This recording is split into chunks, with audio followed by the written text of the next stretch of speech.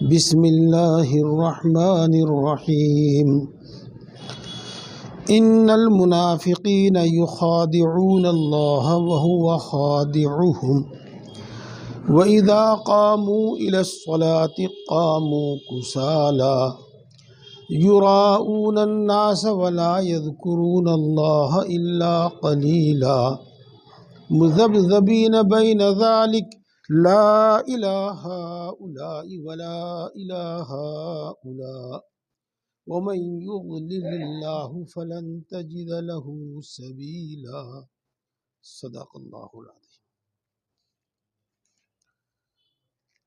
محترم بزرگوں اور دوستو، پچھلے ہفتے جن آیات کی تفسیر ہوئی تھی اس میں بھی منافقین کا ذکر تھا، منافقوں کا ذکر تھا، اور آج جو آیات میں نے آپ کے سامنے پڑھی ہیں ان میں بھی منافقوں کا ذکر ہے۔ پچھلے ہفتے بھی اس موقع سے متعلق کچھ ضروری بات آپ کے سامنے رکھی تھی، اور آج بھی میں کچھ ضروری بات آپ کے سامنے رکھتا ہوں، اور پہلے آپ کو ایک حدیث پاک سناتا ہوں اور اس کی طرف آپ خوب دھیان دیں۔ ہماری طبیعت کیا کہتی ہے، ہماری عقل کیا کہتی ہے، اس کو نہ سامنے رکھیں، اس کو نہ دھیان میں رکھیں۔ دوسرے لوگ کیا کہتے ہیں، کس کی تعریف کرتے ہیں، کس کی برائی کرتے ہیں، اس کو ذہن میں نہ رکھیں، بلکہ اس سلسلے میں اور ہمارے لیے تو ہر سلسلے میں، ہر معاملے میں اللہ اور اس کے رسول کی بات آخری فیصلہ ہے، آخری بات ہے۔ دیکھو، المؤمن غر کریم والمنافق خب لئیم۔ نفاق کے معنی بتائے تھے کہ دل کے اندر تو کفر اور شرک چھپا ہوا ہو، اور زبان سے وہ کلمہ پڑھ کر زبان سے اپنے مسلمان ہونے کا اظہار اور اقرار کرتا ہے، اس کو نفاق کہتے ہیں، اور یہ ایمانی اور دینی نفاق ہے۔ اور ایک ہے اخلاقی نفاق، عملی نفاق۔ اخلاقی نفاق یہ ہے کہ آدمی دل میں دشمنی چھپاوے اور زبان سے محبت اور تعلق کا اظہار کرے، اس کو کہتے ہیں اخلاقی نفاق۔ تو دوستو، جس طریقے سے ایمانی نفاق اور دینی نفاق کفر اور شرک سے زیادہ بدتر ہے، اسی طریقے سے یہ اخلاقی نفاق بھی بہت گندی، بڑی گھٹیا، بہت بزدلانہ حرکت ہے، اور دل میں کچھ، زبان پہ کچھ، اس کو کہتے ہیں نفاق۔ اور ہماری زبان میں بھی، ہماری گفتگو میں بھی اس طرح کی باتیں خوب آتی رہتی ہیں، اجی میں تجھے جانوں، تیرے منہ پہ تیرا، میرے منہ پہ میرا۔ یہ تیرے منہ پہ تیرا اور میرے منہ پہ میرا، یہ کون ہوتا ہے؟ یہ منافق ہوتا ہے۔ ہاں، تمہارے سامنے جاوے گا میری برائی کرنے لگے گا، میرے پاس آوے گا تمہاری برائی کرنے لگے گا۔ اگر میرا کوئی معاملہ ہے تو میرے سامنے کہے گا مول صاحب بالکل ٹھیک ہیں، بہت اچھے ہیں، بالکل حق پر ہیں۔ پھر میرا تمہارا جھگڑا ہے، وہ تمہارے پاس جاوے گا، وہ کہے گا نہیں بھائی تمہاری بات بالکل صحیح ہے۔ اس کو کہتے ہیں نفاق، اخلاقی نفاق، اور یہ بہت گھٹیا حرکت ہے، بہت گھٹیا حرکت ہے۔ اب وہ اپنی ان حرکتوں کو چھپانے کے واسطے جھوٹ سے اور جھوٹی قسموں سے، پتہ نہیں دھوکے سے، اور کہیں سے کام لیتا ہے، اور اپنا دماغ بہت لڑاتا ہے، وہ بہت لڑاتا ہے کہ میں دشمنی بھی نکال لوں اور اپنا دشمن ہونا بھی چھپا لوں، تو وہ دماغ سے بہت کام لیتا ہے وہ۔ تو یہ منافقوں کی حرکت ہے اور گھٹیا حرکت ہے۔ رسول اللہ صلی اللہ علیہ وسلم فرماتے ہیں کہ مومن بھولا بھالا ہوتا ہے اور بڑا شریف ہوتا ہے، سیدھی سادی بات کرتا ہے، دھوکے کی، چال بازی کی نہ اس کو ضرورت پیش آتی، جھوٹ کی نہ اس کو ضرورت پیش آتی، نہ وہ بولتا۔ اور منافق بڑا چال باز ہوتا ہے اور بہت کمینہ ہوتا ہے۔ یہ بات میں نے آپ کو اس لیے سنائی ہے کہ اب ہمارے معاشرے میں بھی ایسے شخص کو اچھا سمجھنے لگے، ایسا شخص کچھ نہ کچھ نفع اٹھا لیتا ہے، کچھ نہ کچھ نفع حاصل کر لیتا ہے، کوئی نہ کوئی فائدہ حاصل کر لیتا ہے، تو اس فائدے کو دیکھ کر کہتے ہیں وہ تو بڑا ہوشیار نکلا بھائی، وہ تو بڑا عقل مند نکلا بھائی، یہ اس طرح کی بات کہتے ہیں۔ تو میرے دوستو، یہ بری باتیں ہیں، بری حرکتیں ہیں۔ مسلم معاشرے میں مومن اور مسلمان کے اندر ایسا نہیں ہونا چاہیے۔ یہ ہے بات۔ دیکھو اللہ کیا فرماتے ہیں، وہ آئی رہی ہے۔ دوسری بات میں عرض کر دوں کہ حدیث پاک میں آتا ہے کہ جو لوگ گانا سنتے ہیں، گانا تو آپ جانتے ہی ہیں، اور جو لوگ موسیقی سنتے ہیں، جو آپ ساز راگ جو بھی کچھ کہیے گا، تو یہ گانا سننا اور موسیقی سننا یہ دل میں نفاق پیدا کرتا ہے۔ اگر کوئی منافق نہیں ہے لیکن مثلا وہ گانا کثرت سے سنتا ہے اور موسیقی کثرت سے سنتا ہے تو نفاق کی خصلت اس کے اندر پیدا ہو جائے گی، اخلاقی نفاق بھی پیدا ہو جائے گا، اور بہت ممکن ہے جب اس کا کوئی ضمیر ہی نہیں ہے کہ ایمانی نفاق اور دینی نفاق بھی اس کے اندر پیدا ہو جائے گا۔ جیسا کہ ابھی میں نے عرض کیا، مومن تو بھولا بھالا ہوتا ہے، تو جھوٹ بولنے کی ضرورت ہی نہیں پڑتی، سیدھا سادہ کام کرتا ہے تو بولے ایک دم اچھا جی، وہ تو بالکل انصاف کے ساتھ، امانت داری کے ساتھ کام کرتا ہے، اسے دھوکہ دینے کی ضرورت ہی پیش نہیں آتی، چال بازی کی اسے ضرورت ہی پیش نہیں آتی۔ یہ سب چیزیں یہ سب پیش آتی ہے منافقوں کو۔ تو اگر منافقوں کی اسی کی بنا پر منافقوں کے اندر بہت ساری بری عادتیں پیدا ہو جاتی ہیں، بری عادتیں۔ اگر کوئی شخص عملی طور پر منافق نہیں، اخلاقی منافق بھی نہیں ہے، دینی اور ایمانی منافق بھی نہیں ہے، لیکن منافقوں والی وہ حرکتیں اس کے اندر ہیں، تو یہ حرکت اور یہ عادت بھی بری، اور ان کی بدولت اس کے اندر پھر نفاق بھی پیدا ہو سکتا ہے۔ بہرحال یہ تو الحمدللہ ثم الحمدللہ طے ہے کہ ہم میں کوئی منافق نہیں ہے۔ ہاں، ہماری خصلتیں عادتیں منافقوں کی ایسی ہو سکتی ہیں، تو ہمیں منافقوں کی خصلتیں اور عادتیں چھوڑ دینی چاہیے۔ اور اسی طریقے سے خاص طور سے اس کی طرف دھیان دیجئے، جو حدیث پاک میں نے آپ کو ابھی سنائی کہ گانا اور موسیقی یہ نفاق پیدا کرتا ہے انسان۔ اب ترجمہ کیجئے گا، منافق لوگ اللہ کو دھوکہ دیتے ہیں اور اللہ ان کو دھوکہ دیتا ہے۔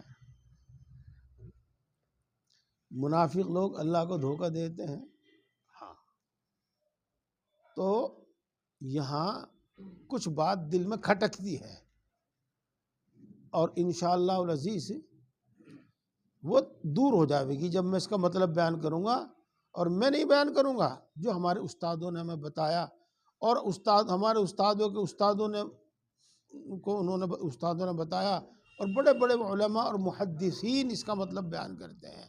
وہ یہ کرتے ہیں کہ یہ لوگ اللہ کے رسول کو دھوکہ دیتے ہیں اور اللہ ان کو دھوکہ دیتا ہے۔ اللہ کے رسول کو دھوکہ دینا یہ تو بالکل صاف سی بات ہے، یہ ہے۔ اور اللہ ان کو کیا دھوکہ دیتا ہے؟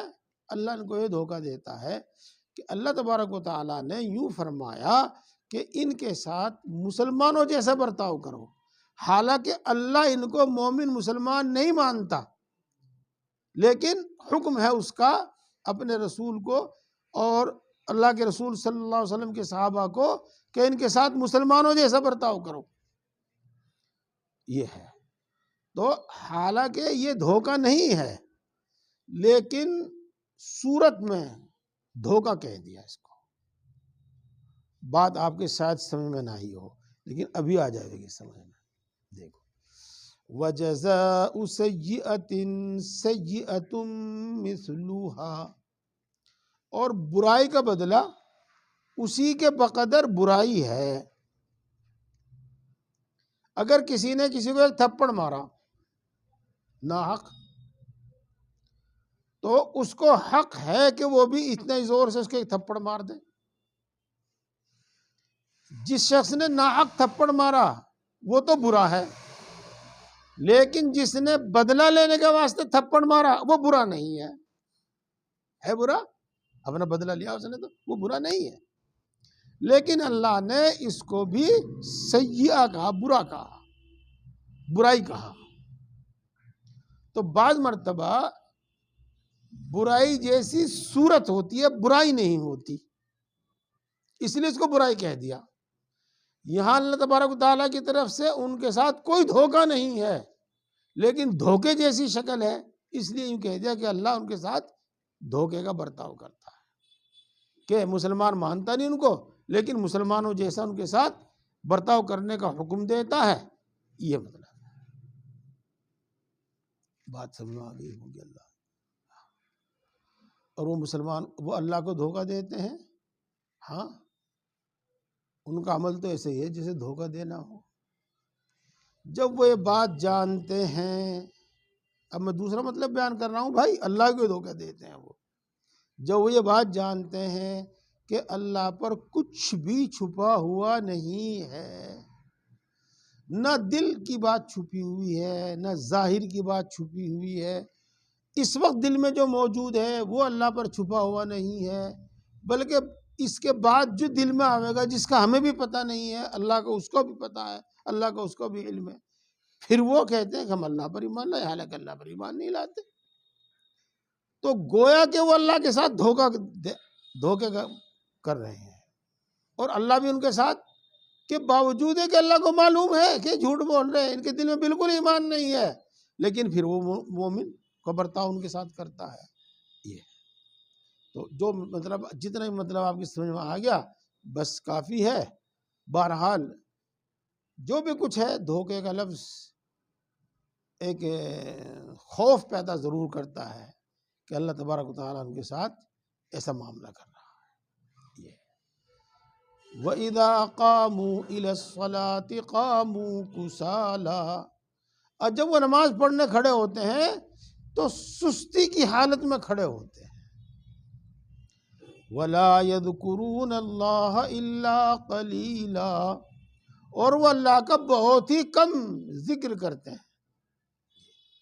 جیسا کہ میں نے پچھلے ہفتے بھی عرض کیا تھا، ایک مومن ہے، اللہ کی عظمت، اللہ کی بڑائی اس کے دل میں ہے، اس کا یہ یقین ہے کہ نماز پڑھنا میرا فرض ہے، اور میرا نماز پڑھنا اللہ کا حق ہے، یہ تو وہ اس کو دل سے ادا کرتا ہے، اور اچھے سے اچھے ڈھنگ پر ادا کرنے کی کوشش کرتا ہے۔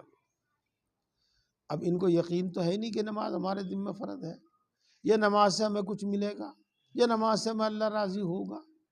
یہ تو صرف اس لیے نماز پڑھتے ہیں تاکہ ہمیں کافر نہ کہہ دیا جاوے، تاکہ ہمیں مسلمانوں کی فہرست سے خارج نہ کر دیا جاوے، اس لیے نماز پڑھتے ہیں، دل میں ان کے کچھ نہیں۔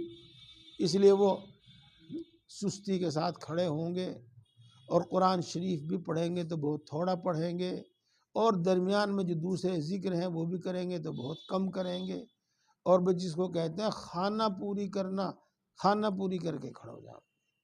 تو یہ ان کا عمل ہے، اور اس عمل سے ظاہر ہوتا ہے کہ یہ منافق ہے۔ یہاں میں پھر بھی بات کہہ دوں، اور اس بات کو خوب اصولی طور پر سمجھ لیجئے گا، پکے سچے مسلمان کے اندر تو نہ کافروں والی کوئی عادت ہونے کی، نہ مشرکوں والی کوئی عادت و خصلت ہونے کی، نہ منافقوں والی کوئی خصلت ہونے کی، اس کے اندر تو ایمان والوں کی اور ایمانی صفات ہوں گی۔ لیکن جو کچے پکے مسلمان ہیں، جو صحیح درجے میں، صحیح معنی میں مسلمان نہیں ہیں، ان کے اندر کافروں والی صفت بھی ہو سکتی ہے، اور ان کے اندر مشرکوں والی صفت بھی ہو سکتی ہے اور ان کے اندر منافقوں والی صفت بھی ہو سکتی ہے۔ اگر ہمارا یہ عمل ہو کہ نماز میں ہم سستی کرتے ہیں اور مختصر سی نماز پڑھتے ہیں، ٹھونگ ٹھانگ سی مار کے کھڑے ہو جاتے ہیں، تو بھائیوں میں پھر کہہ رہا ہوں، ہم منافق تو نہیں ہیں، لیکن یہ عمل ہمارا منافقوں جیسا ہے۔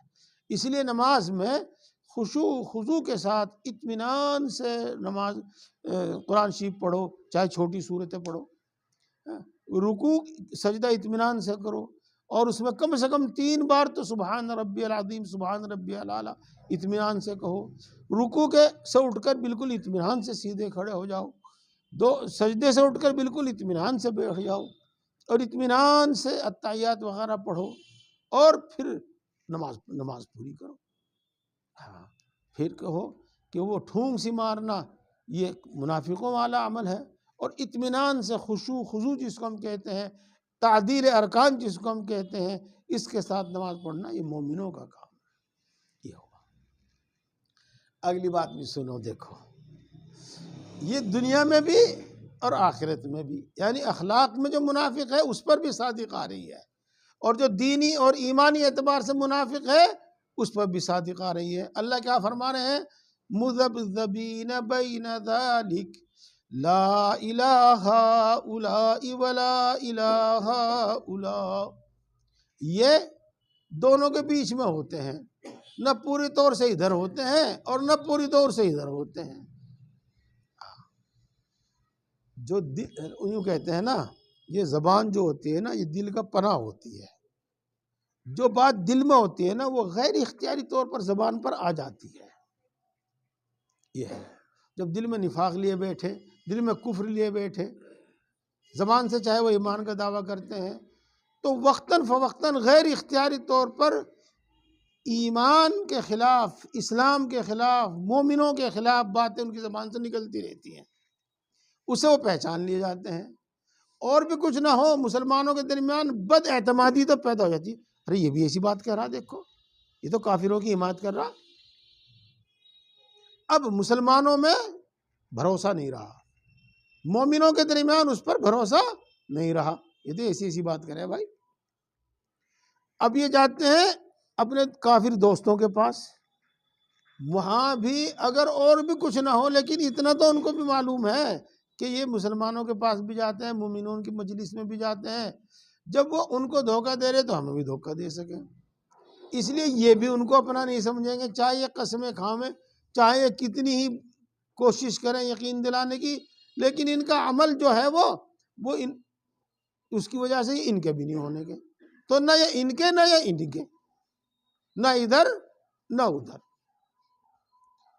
منافق کا یہی حال ہوتا ہے، منافق کا یہی حال ہوتا ہے، جی ہاں، چاہے وہ جتنی ہوشیاری سے، جتنی سمجھداری سے، جتنی ذہانت سے وہ کام کر لے، لیکن بہرحال اس کے عمل سے اور اس کی زبان سے اس کا نفاق ظاہر ہو ہی جاتا ہے۔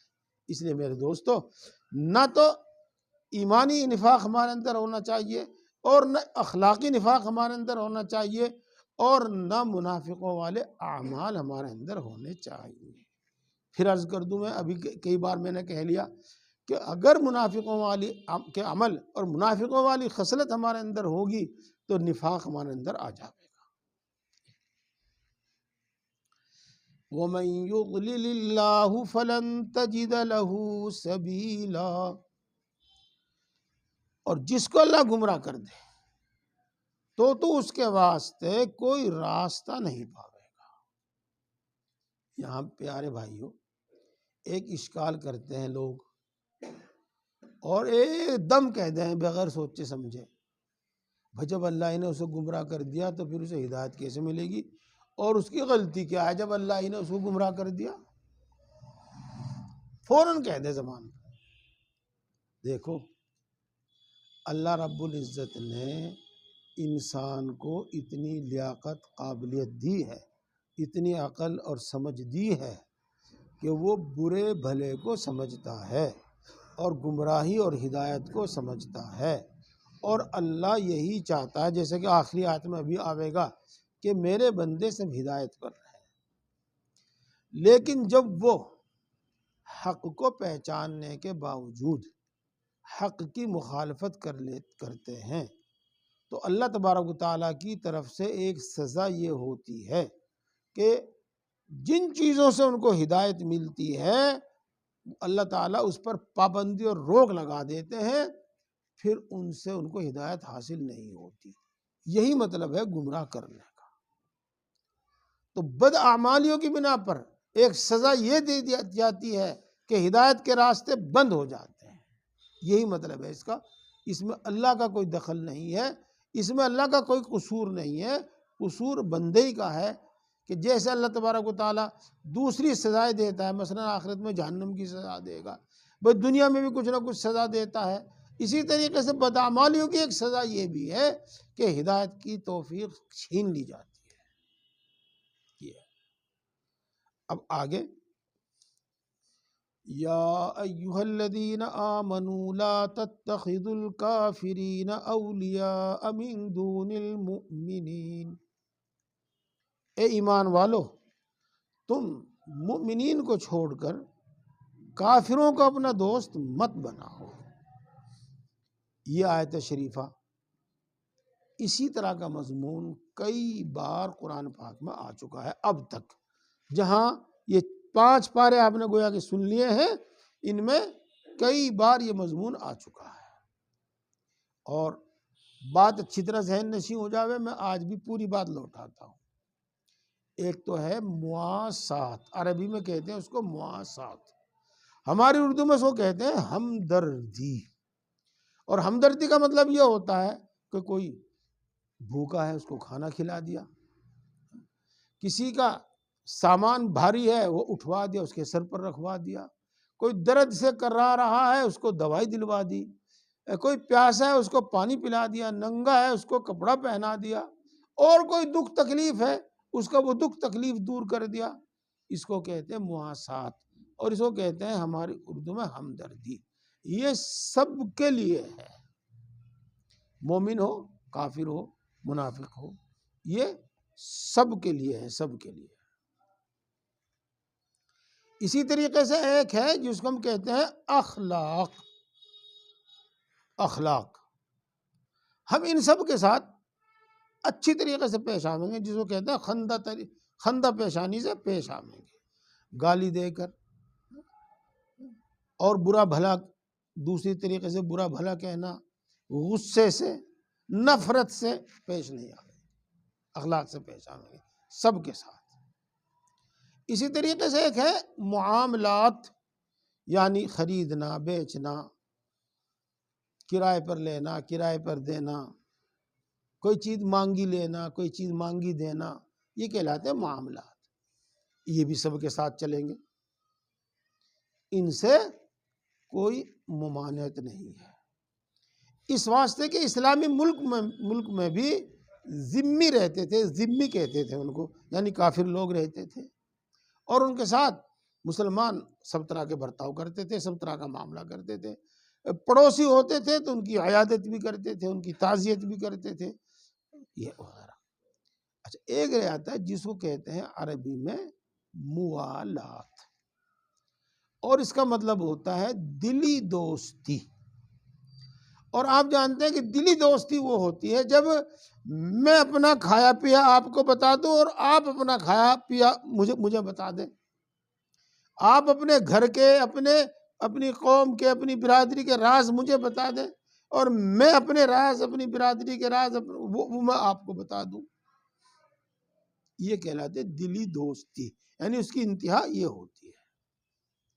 تو چونکہ اس میں پوری قوم کے ساتھ دھوکہ ہے اور پوری قوم اس سے نقصان اٹھاتی ہے، اس لیے کافر سے اتنی گہری دوستی ہرگز نہیں ہونی چاہیے، یہ مطلب ہوتا ہے اس کا، اور ہو بھی نہیں سکتی، ہو بھی نہیں سکتی۔ مثال کے طور پر ایک بات بتاؤں میں، بہت مختصر سی چھوٹی سی بات، اگر کسی نے آپ کے باپ کو قتل کر دیا، وہ بری ہو گیا، یا آپ نے مقدمہ نہیں کیا، یا آپ نے معاف کر دیا، لیکن کیا اس کے بعد بھی دل گوارا کرے گا اس کو کہ آدمی اس سے ملے، اس سے بات کرے؟ اگر وہ اس سے کسی مجبوری سے بات بھی کر لے گا لیکن دل میں جو کچھ ہے وہ تو ہے ہی. تو جو اللہ کا دشمن، اللہ کا انکار کرنے والا، اللہ پر تہمتیں باندھنے والا، تو اس کے ساتھ دل کیسے مل سکتا ہے، اور اس کے ساتھ راز نیاز کی باتیں کیسے ہو سکتی ہیں، اس سے دلی اور گہری دوستی کیسے ہو سکتی ہے. یہی مطلب ہے اس کا. اور میں پہلی بات آپ کو بتا چکا ہوں اور ہر جگہ میں نے بتایا ہے تاکہ اچھی طرح بات سمجھ میں آ جائے، کوئی دھوکہ نہ رہے. ہمدردی مواسات سب کے ساتھ ہے، اخلاق سب کے ساتھ ہے، اور معاملات سب کے ساتھ ہیں. جس کو کہتے ہیں موالات، گہری دوستی، دلی دوستی، اور جس کا میں نے ایک پہچان بتائی کہ اپنے راز، اپنی قوم کے راز اس کو بتانا، اپنے معاملات میں اس کو شریک کرنا، مشورے لینا، ان کے معاملات میں شریک ہونا، مشورے دینا، یہ ہے وہ دلی دوستی. تو یہ نہیں ہونی چاہیے. یہ بات اتریدون ان تجعلوا للہ علیکم سلطانا مبینا، کیا تم یہ چاہتے ہو کہ وہ تم لوگ اللہ کے لیے اپنے آپ پر حجت قائم کرو.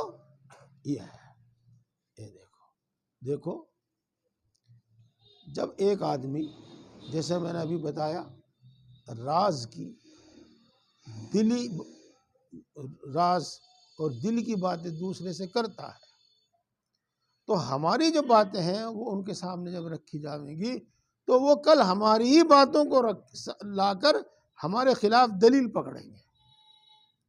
بات اس سے آپ کو سمجھ میں نہیں آئے گی. یہی تو ہے وہ جو ہمارے پہ جزیہ قائم کرا کرے تھے، جنہیں ہمارے پہ جزیہ رکھا تھا.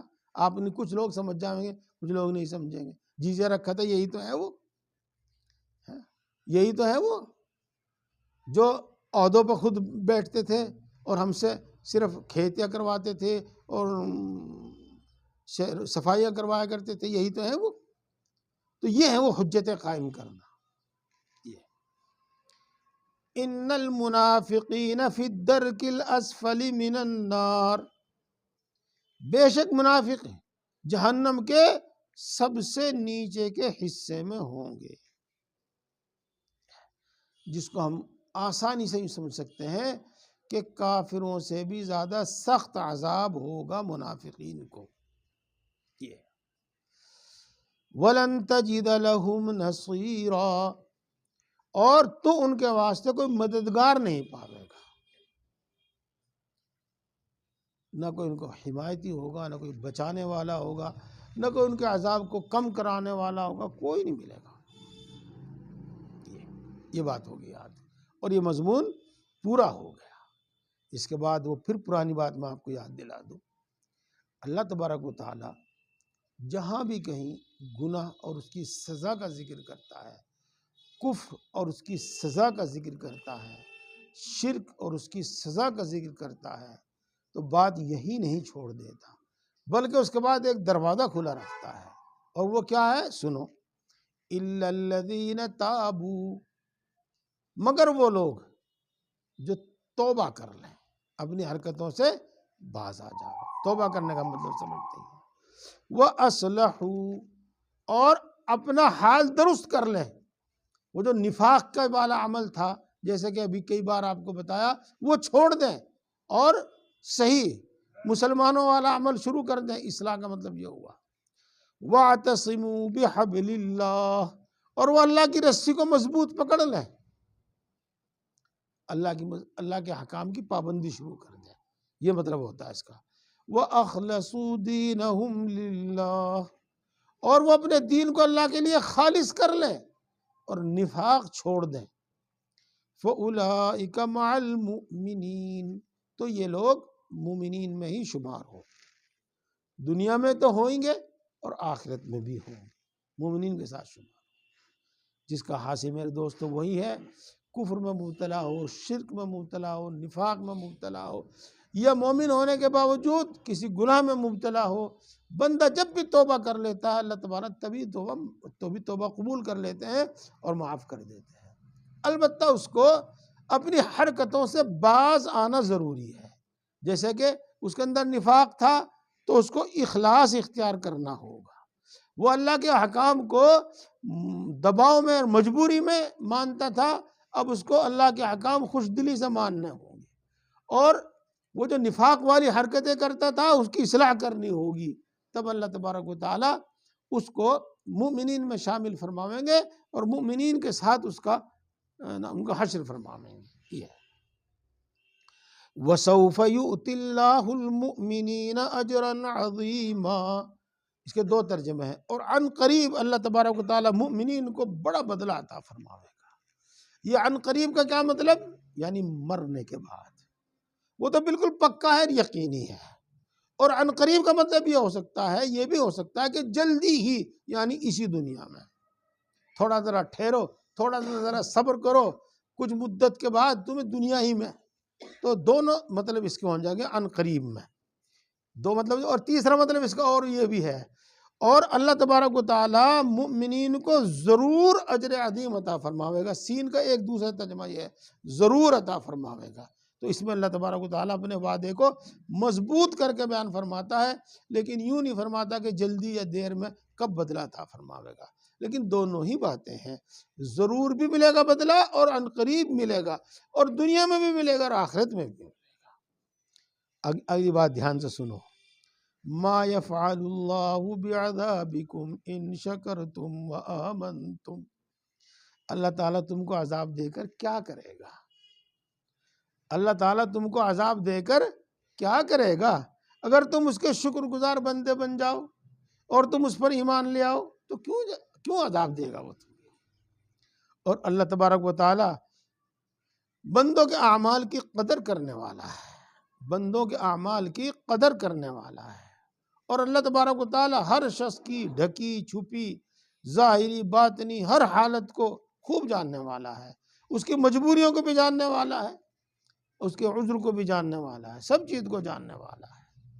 اللہ تبارک و تعالیٰ نے کیسی امید بڑھا دی ہے آخر میں۔ اللہ تبارک و تعالیٰ توفیق عطا